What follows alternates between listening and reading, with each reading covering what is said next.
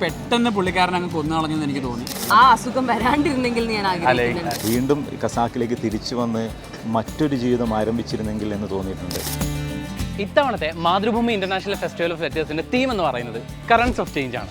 നമ്മൾ വായിച്ച പുസ്തകങ്ങളിലോ കണ്ട സിനിമകളിലോ അതിന്റെ ക്ലൈമാക്സ് ഇങ്ങനെ ആയിരുന്നില്ല, അല്ലെങ്കിൽ ഇങ്ങനെ ആയിരുന്നെങ്കിൽ കൊള്ളാം എന്ന് നമുക്ക് തോന്നിയിട്ടില്ലേ? തന്മാത്രയില് ലാലേട്ടൻ ആ അസുഖം വരാണ്ടിരുന്നെങ്കിൽ ഞാൻ ആഗ്രഹിക്കുന്നു. ഒരു നോവലിൻ്റെ എൻഡ് മറ്റൊരു തരത്തിലായിരുന്നെങ്കിൽ എന്ന് ഞാൻ ആഗ്രഹിച്ചത് എൻ്റെ തന്നെ കല്യാണിയെന്നും ദാക്ഷായണിയെന്നും പേരായ 2 സ്ത്രീകളുടെ കഥ എന്ന പുസ്തകത്തിൻ്റെതാണ്. ഗെയിം ഓഫ് ത്രോൺസിന്റെ ക്ലൈമാക്സ് ഇങ്ങനെ ആയിരിക്കാൻ പാടില്ലായിരുന്നു.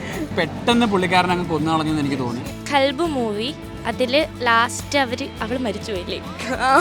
മരിച്ചുപോയി. അപ്പം മരിക്കണ്ടായിരുന്നു, ഒന്നിക്കണമായിരുന്നു. ടി ഡി രാമകൃഷ്ണൻ്റെ ഫ്രാൻസിസ് എട്ടിക്കോറ എന്ന് പറയുന്ന നോവല്, ആ ക്യാരക്ടറിനെ അവർ ലാസ്റ്റിലേക്ക് വരുമ്പോൾ ആൾ ഡെഡാവുമായിരുന്നു, കൊന്നുകളയാണ് ശരിക്കും ചെയ്യുന്നത്. അത് ചെയ്യേണ്ടായിരുന്നു. താളവട്ടം മൂവിയിലെ ക്ലൈമാക്സ് കുറച്ചും കൂടി ഒരു ഹാപ്പി എൻഡിങ് ആയിരുന്നെങ്കിൽ. പലപ്പോഴും തോന്നിയിട്ടുണ്ട് രവി അവിടെ മരിച്ചു കിടന്നില്ല, അടുത്തൊരു വീണ്ടും ഖസാക്കിലേക്ക് തിരിച്ചു വന്ന് മറ്റൊരു ജീവിതം ആരംഭിച്ചിരുന്നെങ്കിൽ എന്ന് തോന്നിയിട്ടുണ്ട്. ഞാൻ നായാട്ട് സിനിമയാണ്, അതിൻ്റെ ക്ലൈമാക്സ് കഴിഞ്ഞപ്പോൾ നമുക്ക് ആ സിസ്റ്റത്തോട് തന്നെ ബുദ്ധിമുട്ട് തോന്നുന്ന, ഒരുപക്ഷെ അങ്ങനെയാണോ അല്ലയോ എന്നല്ല, എപ്പോഴും സിസ്റ്റം അങ്ങനെ അല്ല എന്നാണ് ഞാൻ വിശ്വസിക്കുന്നത്. വന്ദനം സിനിമയിലെ ക്ലൈമാക്സിൽ അവർ 2 കാറിൽ 2 വഴിക്ക് പോകുന്നതിന് പകരം അവരൊന്ന് കണ്ടിരുന്നെങ്കിൽ. നിങ്ങൾ ആഗ്രഹിച്ച ചേഞ്ചസ് എന്തൊക്കെയാണെന്ന് താഴെ കമൻറ്റ് ചെയ്യുക.